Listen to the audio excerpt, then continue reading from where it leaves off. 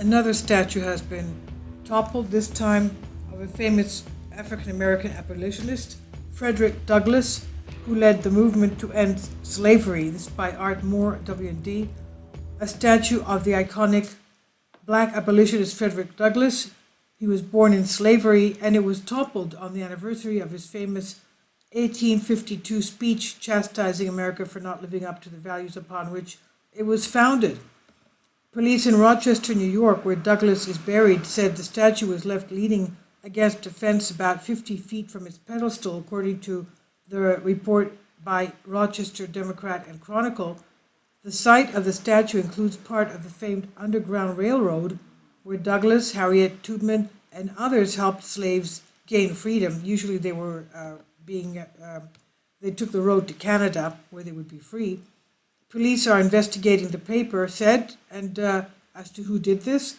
Leaders of a group called Re-Energize the Legacy of Frederick Douglass said they are shocked. The group's Marvin Asen said, "This is all that is left at this particular moment of a monument that we put so much work and thought to love and love and care into."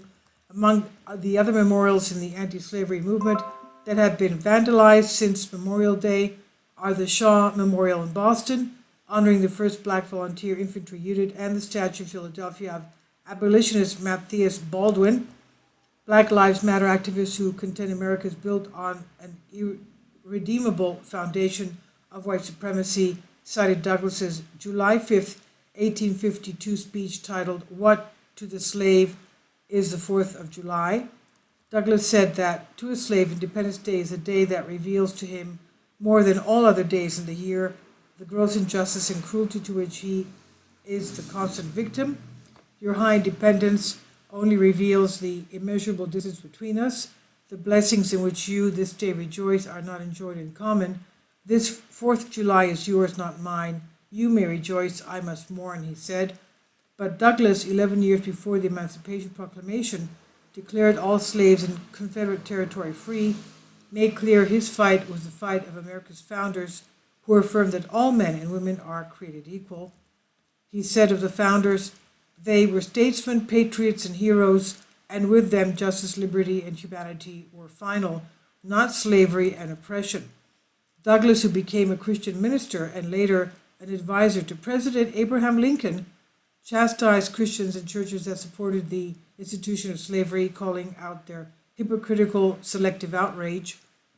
They convert the very name of religion into an engine of tyranny and barbarous cruelty, and serve to confirm more infidels in this age than all the infidel writing of Thomas Paine, Voltaire, and Bolingbroke put together have done, he said in his speech. But Douglass, pointing to the leadership of Christians in Britain in abolishing slavery, believed the Church and the Bible held the solution. The Bible, the true reading of Scriptures, and the Constitution are the foundation for abolition, he said. In the Constitution, he said, there is neither warrant, license, nor sanction of the hateful thing, but interpreted as it ought to be interpreted, the Constitution is a glorious liberty document. Read its preamble, consider its purposes. He said, is slavery among them? Is it at the gateway, or is it in the temple? It is neither, he said. The Shaw Memorial, which was vandalized in the initial day of the Black Lives Matter protests, honors the 54th Massachusetts Regiment, which was recounted in the 1989 Hollywood film Glory. Its granite backside was defaced with four-letter words and phrases, no justice, no peace, according to the Boston Globe report, and the soldiers under their Colonel Robert Gould Shaw knew that if they had been captured in battle, they could have been enslaved or killed.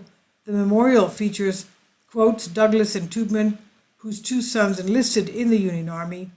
In Philadelphia, the statue of outspoken abolitionist Matthias Baldwin outside City Hall was defaced May 30th.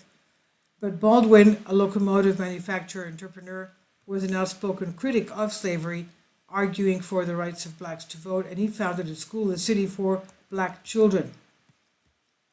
Liz Visa, executive director of the Friends of the Public Garden, which is part of the partnership to renew the Shaw 54th Memorial Regiment, said, what is remarkable about this piece is that It's one of the first times black people were shown as individual people, as humans. The installation reflects that, she's told the Philadelphia Inquirer. Now, President Trump tweeted Monday that the vandalism of the Douglas statue shows that these anarchists have no bounds whatsoever. This is on WND. Tell me what you think. I think it's just a disgrace having done this to the statue of Frederick Douglass. It's a shame.